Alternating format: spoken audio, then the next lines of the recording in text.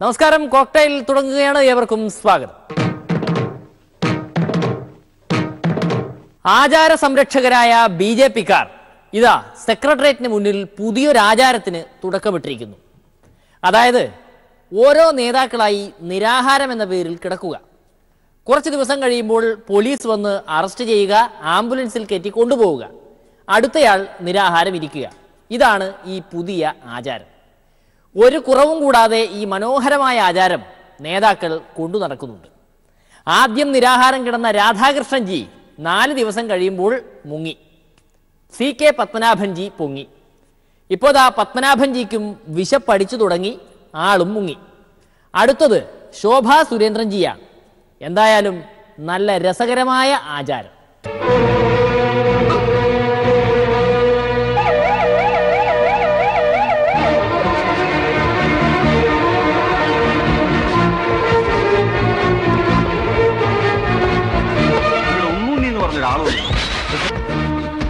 എവിടെ ശവം?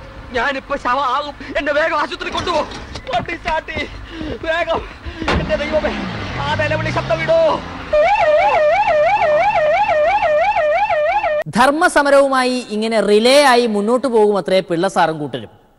അയ്യപ്പന് വേണ്ടി മരിക്കാൻ വരെ തയ്യാറാണ് എന്ന് പറഞ്ഞിട്ട് നേതാക്കൾ വിശപ്പ് ലേശം അടിച്ചപ്പോൾ തന്നെ എഴുന്നേറ്റ് ഓടുകയാണല്ലോ പിള്ളസാറെ. ഇതാണോ ധർമ്മസമരം? പോലീസ് അദ്ദേഹത്തെ അറസ്റ്റ് ചെയ്ത് കൊണ്ടുപോയിരിക്കുകയാണ്. ഒരു ധർമ്മസമരം. ആ ധർമ്മസമരം ഓരോ ദിവസം കഴിയുമ്പോഴും ജനമനസ്സുകളിലേക്ക് കൂടുതൽ ശക്തമായി, കരുത്തോടെ, കൂടുതൽ ആഴത്തിൽ വേരോട്ടമുള്ള ഒരു മഹാസമരമായി മാറിക്കൊണ്ടിരിക്കുകയാണ്. ഈ പിള്ളസാറിന്റെ ഓരോ ഐഡിയ കാരണം പാവം നേതാക്കളാണ് പെട്ടുപോകുന്നത്. പിള്ളസാറിന് വെറുതെ ആഹ്വാനം ചെയ്താൽ മാത്രം പോരെ, മറ്റുള്ളവരാണല്ലോ അനുഭവിക്കേണ്ടത്. ആ രാധാകൃഷ്ണൻജിയെയൊക്കെ പട്ടിണിക്കിടാൻ പിള്ളസാറിന് എന്തൊരു ഉത്സാഹമായിരുന്നു. ഇപ്പോഴിതാ പുതിയ ഇരയായി നമ്മുടെ വനിതാ സിംഹം ശോഭാ സുരേന്ദ്രൻജിയെ കിട്ടിയിട്ടുണ്ട്. ഈ അനിശ്ചിതകാല സമരത്തിലൂടെ, നിരാഹാര സമരത്തിലൂടെ ഭരണാധികാരികളുടെ കണ്ണു തുറപ്പിക്കാൻ, അവരുടെ മനസാക്ഷിയെ തട്ടിയുണർത്താൻ ആവതെല്ലാം ചെയ്യുമെന്നും, എന്തൊക്കെ പ്രതിബന്ധങ്ങൾ ഉണ്ടായാലും, എന്തൊക്കെ സംഭവിച്ചാലും അവസാന നിമിഷം വരെ ഈ ധർമ്മസമരവുമായി മുന്നോട്ട് പോകുമെന്ന് ഉറച്ചു പ്രഖ്യാപിച്ചുകൊണ്ടാണ് ശ്രദ്ധേയയായ മഹിളാ നേതാവ് ശ്രീമതി ശോഭാ സുരേന്ദ്രൻ ഈ യാത്ര മുന്നോട്ട് കൊണ്ടുപോകുന്നത് ചെയ്യും.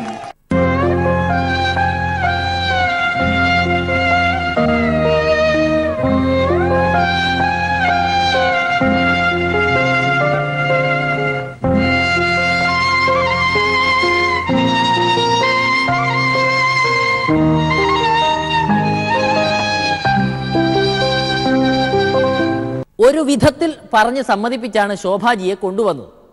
വേദിയിൽ വെച്ച് നല്ല 4 തള്ളു തള്ളിയില്ലെങ്കിൽ എങ്ങനാ? അല്ല, ഈ ശോഭാജി നിരാഹാരം കിടന്നാൽ അപ്പോ ചാനലുകളിൽ വന്ന് ആര് ഗർജിക്കും?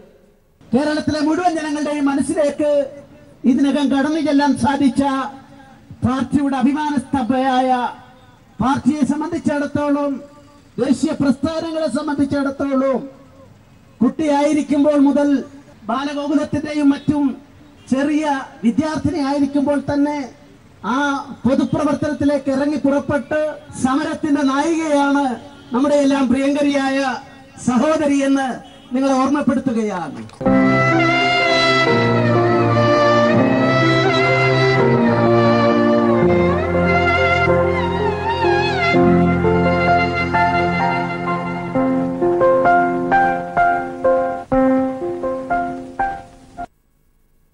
നിരാഹാരത്തിന്റെ ടെക്നിക്ക് രാധാകൃഷ്ണൻജിയും CKPയും ശോഭാജിക്ക് പറഞ്ഞു കൊടുത്തിട്ടുണ്ടോ എന്തോ? ഏത് സമയത്താണ് ആരും കാണാതെ ആഹാരം കഴിക്കേണ്ടത് എന്നൊക്കെ പരിശീലിക്കണമല്ലോ. അനിശ്ചിതകാല നിരാഹാര വ്രതത്തിന് ഈ നിമിഷമല്ല തുടക്കം കുറിച്ചത്.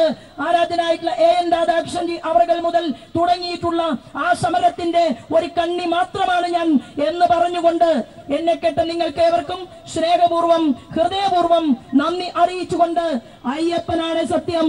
ഒരൊറ്റ ആചാര ലംഘനവും ആ പൂങ്കാവനത്തിന്റെ മണ്ണിൽ നടത്താൻ ഞങ്ങളുടെ ശരീരത്തിൽ അവസാനത്തുള്ളി ചോര അവശേഷിക്കുന്നത് വരെ ഞങ്ങൾ ഈ ഭരണകൂടത്തെ അനുവദിക്കില്ല എന്ന് പ്രഖ്യാപിച്ചുകൊണ്ട് ഞങ്ങൾ സ്വാമിയുടെ മുന്നിൽ, അയ്യന്റെ മുന്നിൽ ശിരസ് നമിച്ചുകൊണ്ട് ഞങ്ങൾ എല്ലാവരും മുന്നോട്ടാണ് എന്ന് മാത്രം സൂചിപ്പിച്ചുകൊണ്ട് പറഞ്ഞുകൊണ്ട് ഞാൻ എന്റെ കൊച്ചു വാക്കുകൾ നിർത്തുന്നു.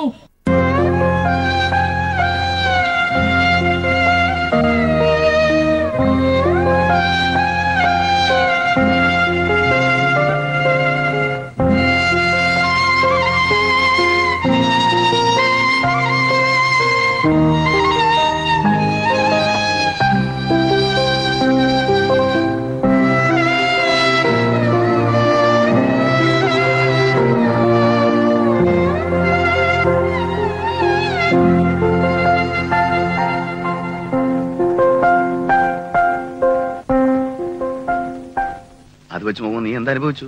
നിസ്സാരമല്ലേ ഇതൊക്കെ? പാർട്ടിയിൽ എത്ര പ്രവർത്തകരുണ്ട്, എന്താ PSനെ തന്നെ തെരഞ്ഞെടുത്തത്? പട്ടിണി അടക്കം വേറെ ആരും കിട്ടാത്തോണ്ട് അല്ല, രാവിലെ മുതൽ വൈകുന്നേരം വരെ പട്ടിണി ഇടുന്ന പോരെ? രാത്രിയിൽ ആരും കാണാതെ വല്ല പഴവും റൊട്ടിയൊക്കെ കഴിച്ചൂടെ?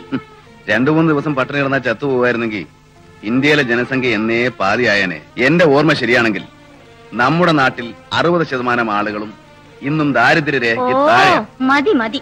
ശോഭാജിയുടെ തമാശകൾ ഇവിടം കൊണ്ട് തീരുന്നില്ല, ശരിക്കും തുടങ്ങുന്നതേ ഉള്ളൂ. നമ്മുടെ രാധാകൃഷ്ണൻജി നിരാഹാരമൊക്കെ കഴിഞ്ഞ് ഒന്ന് ഉഷാറായി വരുന്നുണ്ട്.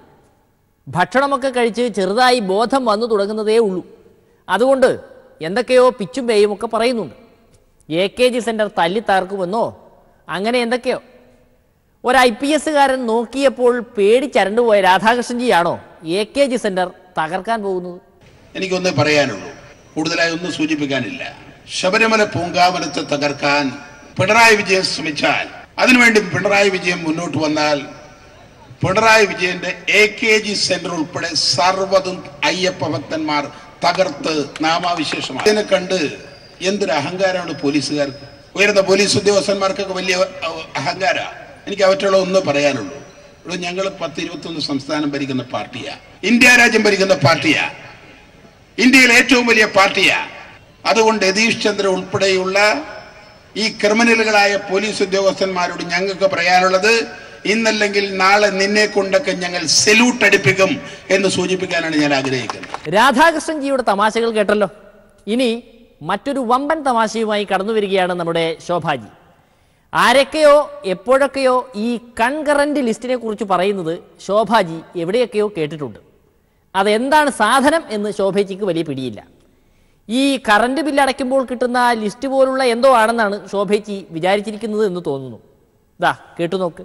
മുൻപ് മുതൽ ആരാണ് ഈ ആചാരത്തെ സംരക്ഷിക്കാൻ വേണ്ടി നിലകൊള്ളുന്നത്?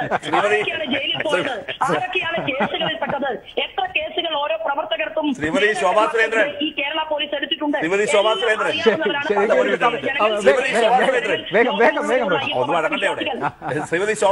എന്താണ് ഈ കൺകറന്റ് ലിസ്റ്റ്? അത് താങ്കൾക്ക് അതിനെക്കുറിച്ച് വിവരമില്ലെങ്കിൽ മുഖ്യമന്ത്രി പിണറായി വിജയനോട് ചോദിച്ചു നോക്കിയാൽ മതി, ഉത്തരം കിട്ടും. അയ്യോ, അറിഞ്ഞൂടാന്നുള്ള എന്റെ ഹിന്ദി എന്തുവാണോ എന്തോ. അതല്ലാതെ നിങ്ങൾ എത്ര നേരമായിട്ട് പറയുന്നു ഈ ലിസ്റ്റ്? എനിക്കറിയില്ല, പറഞ്ഞാ എനിക്കറിയില്ല, പറഞ്ഞാ എന്താ ഈ കൺകറന്റ് ലിസ്റ്റ്? കൺകറന്റ് ലിസ്റ്റ് അറിയാത്ത ഒരാളാണ് താങ്കളെങ്കിൽ പൊതുസമൂഹത്തോട് താങ്കൾ മാപ്പ് ചോദിക്കണം. അല്ലല്ല, നിങ്ങൾക്കറിയാമോ? കിട്ടുമെന്നുള്ള പ്രതീക്ഷ വേണ്ട. അല്ല,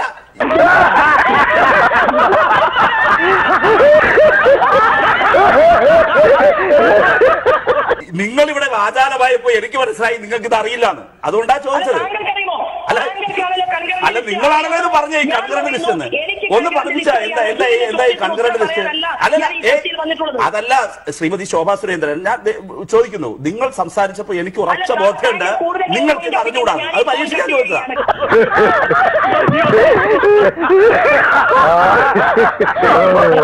ഈ റഹീമിനെ പോലുള്ളവർ എന്തൊരലമ്പാണ്.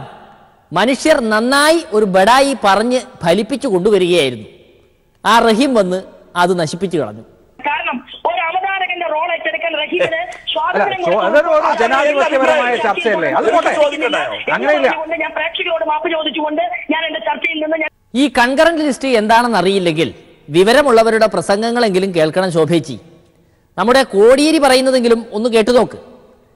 നിങ്ങളുടെ കേന്ദ്ര സർക്കാരിന് എന്ത് ചെയ്യാൻ പറ്റുമെന്ന് ഒന്ന് കേട്ട് പഠിക്കും. കേന്ദ്ര ഗവൺമെന്റ് പാർലമെന്റിൽ ഒരു ബില്ല് അവതരിപ്പിച്ചാൽ BJPക്ക് ആ ബില്ല് പാസ്സാക്കിയെടുക്കാൻ സാധിക്കും. സുപ്രീം കോടതിക്ക് ഇത് റദ്ദാക്കാം. എന്തിനാണ് BJPക്കാർ ഈ സമരം ചെയ്യേണ്ട കാര്യം? ഇന്ത്യൻ പാർലമെന്റിൽ ഭൂരിപക്ഷമുള്ള BJP ആ ഭൂരിപക്ഷം ഉപയോഗിച്ചുകൊണ്ട് ഈ സുപ്രീം കോടതി വിധി റദ്ദാക്കാൻ BJP ഗവൺമെന്റ് തയ്യാറുണ്ടോ? നിരോധനാജ്ഞയ്ക്കെതിരെ സമരം നടത്തുന്ന പാർട്ടിയുടെ സർക്കാർ തന്നെ നിരോധനാജ്ഞ ലംഘിക്കുന്നവരെ പിടിച്ചകത്തിടണം എന്ന് പറയുന്ന ഒരു പ്രത്യേക കാലാവസ്ഥ. ശോഭേച്ചിക്ക് ഇത് വല്ലതും അറിയാമോ? അപ്പോൾ അവർ ജനങ്ങളെ കബളിപ്പിക്കുകയാണ്.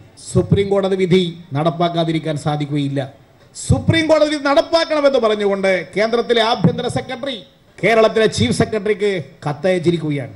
ചീഫ് സെക്രട്ടറിക്ക് ആഭ്യന്തര സെക്രട്ടറി അയച്ച കത്തിൽ പറയുന്നു, ഇതിനെതിരായി സമരം ചെയ്യുന്നുണ്ടെങ്കിൽ ആ സമരക്കാരെ നേരിടാൻ ആവശ്യമായ ഇടങ്ങളിലെല്ലാം നിരോധനാജ്ഞ പ്രഖ്യാപിക്കണം. എന്നിട്ട് അതിനെ നേരിട്ട് സുപ്രീം കോടതി നടപ്പാക്കാൻ ആവശ്യമായ എല്ലാ ക്രമീകരണങ്ങളും ചെയ്യണമെന്ന് കേരളത്തിലെ ചീഫ് സെക്രട്ടറിക്ക് കത്തയച്ച കേന്ദ്ര ആഭ്യന്തര സെക്രട്ടറിയെ നിയന്ത്രിക്കുന്നത് BJP സർക്കാരല്ലേ?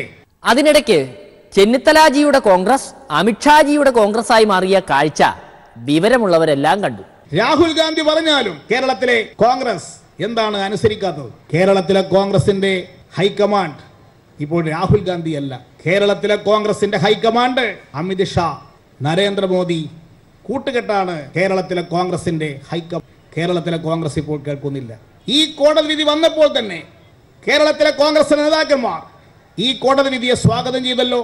ഉമ്മൻചാണ്ടി പറഞ്ഞു ഈ കോടതി വിധി എല്ലാവർക്കും ബാധകമാണ്. രമേശ് ചെന്നിത്തല അദ്ദേഹവും പറഞ്ഞു ഈ കോടതി വിധി നടപ്പാക്കേണ്ടതാണ്. സമരങ്ങളിൽ പുതിയ പുതിയ ആചാരങ്ങൾ കൊണ്ടുവന്ന് BJP ഒരു പ്രത്യേകതയുള്ള പാർട്ടി ആയിരിക്കുകയാണല്ലോ. ശബരിമലയിൽ തുടങ്ങിയ സമരം ഇങ്ങ് സെക്രട്ടേറിയറ്റിന് മുന്നിലേക്ക് വരെ എത്തി. എല്ലാ ദിവസവും ആയിരക്കണക്കിന് BJPക്കാരെ ശബരിമലയിലേക്ക് എത്തിക്കാൻ അവർ ആഹ്വാനം ചെയ്തു, നിരോധനാജ്ഞ ലംഘിക്കാൻ. പക്ഷേ നിരോധനാജ്ഞ ലംഘിക്കാൻ കുറച്ച് BJPക്കാർക്ക് മാത്രമേ ധൈര്യം ഉണ്ടായുള്ളൂ. മറ്റ് BJPക്കാർ മാളത്തിൽ പോയി ഒളിച്ചു. ജാമ്യം കിട്ടാതെ വന്നപ്പോൾ എങ്ങനെയെങ്കിലും ജാമ്യം കിട്ടിയാൽ മതി എന്ന് പറഞ്ഞ് സറണ്ടർ ചെയ്യുന്ന അവസ്ഥ BJPക്കാരുടെ ഭാഗത്തുണ്ടായി. ചെന്നിത്തലാജിക്കും കൂട്ടർക്കും വനിതാ മതിൽ എന്ന് കേൾക്കുന്നത് പോലൊരു അലർജി ഇപ്പോൾ വേറെയില്ല. ഇതെന്താണ് സംഗതി എന്നൊന്നും ചെന്നിത്തലാജിക്ക് വലിയ പിടിയില്ല. പക്ഷേ തങ്ങൾക്ക് പണിതരാൻ സർക്കാർ നടത്തുന്ന എന്തോ ഒരു സംഗതിയാണ് എന്ന് മനസ്സിലായിട്ടുണ്ട്. തങ്ങളുടെ പാർട്ടിക്കാർ BJPയിൽ പോയാലും വനിതാ മതിലിൽ പോകരുത് എന്നാണ് ചെന്നിത്തലാജിയുടെ അഭിപ്രായം. അവരൊന്നും കോൺഗ്രസ് നേതാക്കളായിട്ട് അവിടെ പങ്കെടുത്തിട്ടില്ല. അവർ കുറെ കാലമായിട്ട് തന്നെ കോൺഗ്രസിന്റെ പ്രവർത്തനങ്ങളിൽ സജീവമല്ല. ബെസ്റ്റ് കല്ലും മണ്ണും ഒക്കെ ഉപയോഗിച്ച് വൻ ചിലവിൽ കെട്ടുന്ന എന്തോ ഒരു മതിലാണ് ഈ വനിതാ മതിൽ എന്നാണ് ചെന്നിത്തലാജി മനസ്സിലാക്കി വെച്ചിരിക്കുന്നത്. അതുകൊണ്ടാണ് സർക്കാർ ഫണ്ട് ഇതിന്റെ നിർമ്മാണത്തിന് എടുക്കരുത് എന്നൊക്കെ പറയുന്നത്. എന്ത് കോസ്റ്റ് വരുമെന്ന് ഞങ്ങൾക്കറിയില്ല, ഞങ്ങൾ എസ്റ്റിമേറ്റ് എടുത്തിട്ടില്ല. ഏതായാലും ഇത് സർക്കാരിന്റെ പണം ഉപയോഗിച്ച് ചെലവഴിക്കുന്നതിനെതിരെ നിയമപരമായും രാഷ്ട്രീയമായും തന്നെ നമ്മൾ അതിന്റെ പോരാട്ടം തുടരും. വമ്പൻ നേതാക്കളിൽ പലരും കോൺഗ്രസ് വിട്ട് BJPയിലേക്ക് മതിൽ ചാടിക്കഴിഞ്ഞു. എന്നാലും ഒറ്റ ഒരുത്തനും ഈ വനിതാ മതിലിൽ പങ്കെടുത്തു പോകരുത്. അല്ല, ആരും പങ്കെടുക്കത്തില്ലല്ലോ. പിന്നെ എങ്ങനെയാണ്? കോൺഗ്രസിനോട് ആഭിമുഖ്യമുള്ള ഒരാളും കോൺഗ്രസുമായി ബന്ധമുള്ള ഒരാൾ, UDFുമായി ബന്ധമുള്ള ഒരാളും UDFുമായി ആഭിമുഖ്യമുള്ള ഒരാളും പങ്കെടുക്കില്ല. സ്വന്തം അണികളോട് കുടിപിടിക്കാതെ നാമജപത്തിൽ പോയിക്കോളാൻ പറഞ്ഞ ആളാണ്. ഇപ്പോൾ പറയുന്നു അവരെല്ലാം RSSകാരാണ്. ഇപ്പോഴാണോ ബോധോദയം വന്നത്? ഒരു കാരണവശാലും പങ്കെടുക്കില്ല. കാരണം അത് ഒരു ആട്ടിൻതോലടിഞ്ഞ ചെന്നായാണ്. അത് RSS ആണ് നടത്തുന്നത്. RSSന്റെ ഒരു പരിപാടിയിലും ഞങ്ങളാരും പങ്കെടുക്കില്ല. അത് അവർ നടത്തുന്ന ഒരു പരിപാടിയാണ്. അതിന് കർമ്മസമിതി എന്ന പേര് മാത്രമേ ഉള്ളൂ. RSS ആണ് നടത്തുന്നത്. അവർക്ക് ആത്മാർത്ഥത ഉണ്ടായിരുന്നെങ്കിൽ അവരെന്തുകൊണ്ടൊരു റിവ്യൂ ഹർജി കൊടുത്തില്ല? RSSകാർ ശബരിമല കർമ്മസമിതി എന്തുകൊണ്ടൊരു റിവ്യൂ ഹർജി കൊടുത്തില്ല? അപ്പോൾ ഇതെല്ലാം ആളുകളെ കബളിപ്പിക്കാനുള്ള നടപടിയാണ്. സുധീരൻജിയെ പോലും കോൺഗ്രസിലെ ആരോ പറ്റിച്ചിട്ടുണ്ട്. അല്ലെങ്കിൽ സുപ്രീം കോടതിയെ കുറിച്ച് ഇങ്ങനെയൊക്കെ പറയുമോ? സുപ്രീം കോടതി എല്ലാം ശരിയാണ്, എല്ലാ സുപ്രീം കോടതി വിധിയും ശരിയാണ് എന്ന് നമുക്ക് പറയാനാവില്ല. സുപ്രീം കോടതി വിധിയിലും തെറ്റ് പറ്റാം. ഏറ്റവും അവസാനം റാഫേൽ സംബന്ധിച്ച് സുപ്രീം കോടതി വിധിയിലും അടിസ്ഥാനപരമായ പാളിച്ച വന്നു. ഒന്ന്, ഈ കാര്യം സംബന്ധിച്ച് ശബരിമലയുടെ കാര്യത്തിലാകട്ടെ അല്ലെങ്കിൽ മറ്റു കാര്യങ്ങളിലാകട്ടെ അതിൻ്റെ എല്ലാം സുപ്രീം കോടതി പറയുന്നത് അതേപടി ശരിയാണ് എന്ന് വരില്ല. ആ സുപ്രീം കോടതിക്കും സുപ്രീം കോടതി വിധിയിലും പാളിച്ചകളുണ്ടാകാം.